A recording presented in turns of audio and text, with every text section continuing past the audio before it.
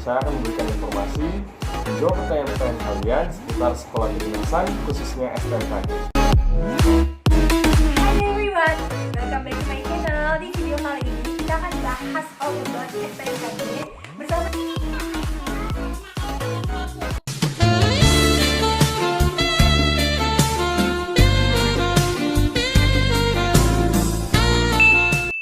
A few moments later. untuk Q&A kalian akan dijawab di bincang-bincang STMKG Part 2.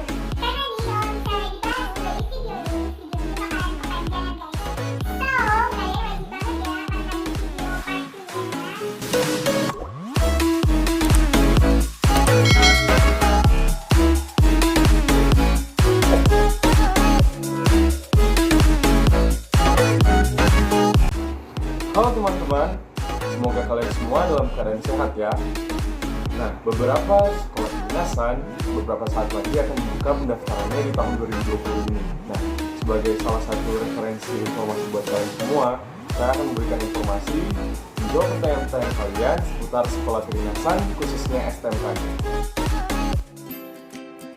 Sekolah Tinggi Meteorologi, Klimatologi, dan Geofisika atau next kita sebut sebagai STMKG merupakan salah satu perguruan tinggi kedinasan di Indonesia. STMKG sendiri berada di bawah Badan Meteorologi, Klimatologi, dan Geofisika atau BMKG. Dengan kata lain, biaya kuliah taruna dan taruni STMKG dibiayai oleh BMKG alias gratis. Menerapkan sistem ikatan dinas, alumni dari STMKG atau lulusan STMKG akan direkrut menjadi PNS atau ASN di lingkungan BMKG, guys.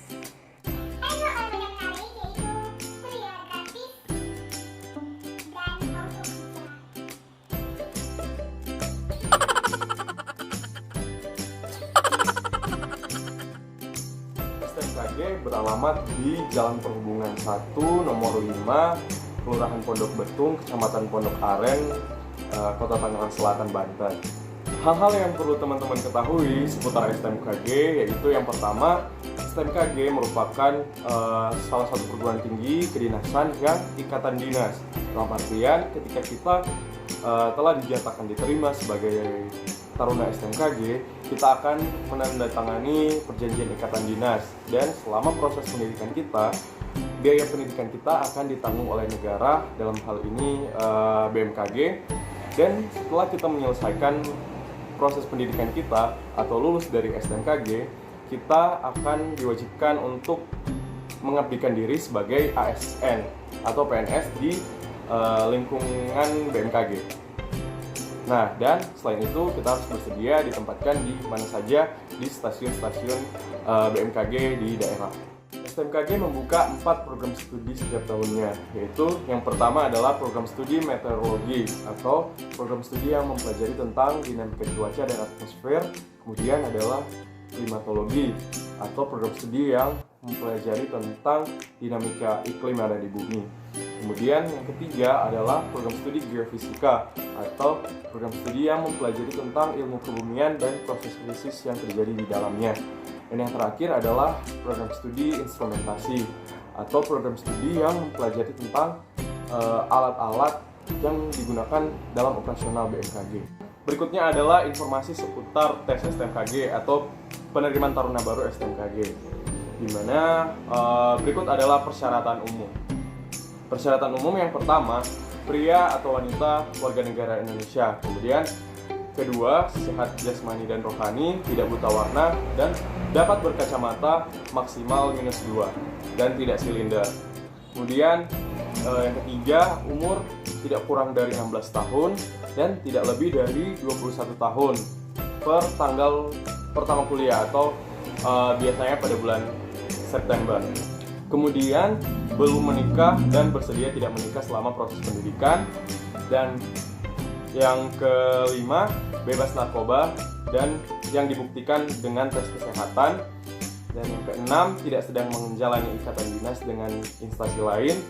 Yang ketujuh, tinggi badan 163 cm untuk laki-laki dan 155 cm untuk perempuan. Dan yang terakhir adalah bersedia bekerja di BMKG setelah dinyatakan lulus proses pendidikan dan bersedia untuk ditempatkan di mana saja sesuai ketentuan yang berlaku.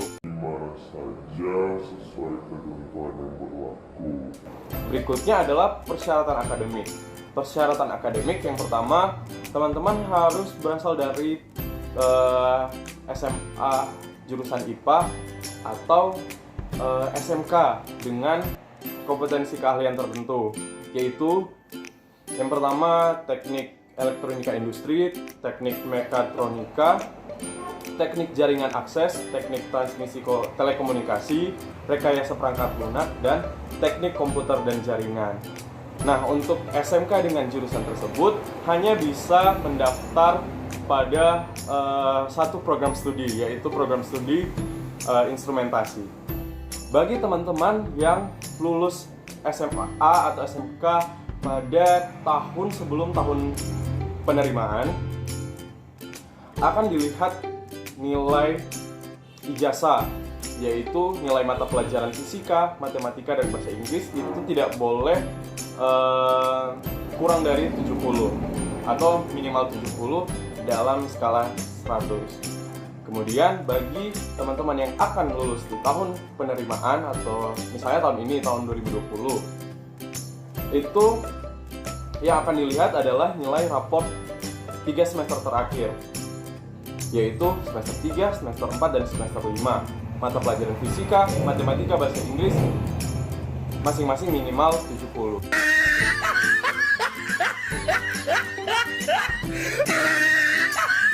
Nah, untuk tahapan seleksi STMKG sendiri terbagi menjadi 3 tahapan.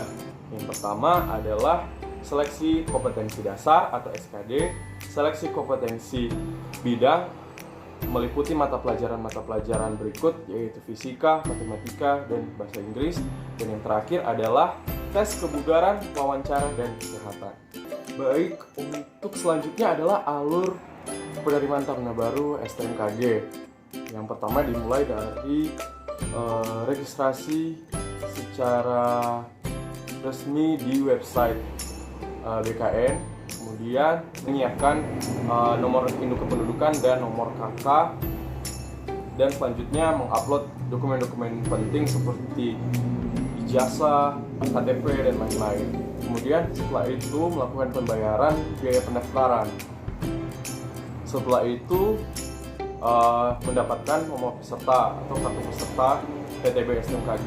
Nah, kartu peserta tersebut sudah bisa digunakan untuk tes tahap pertama, yaitu tes SKD di lokasi-lokasi yang telah ditentukan.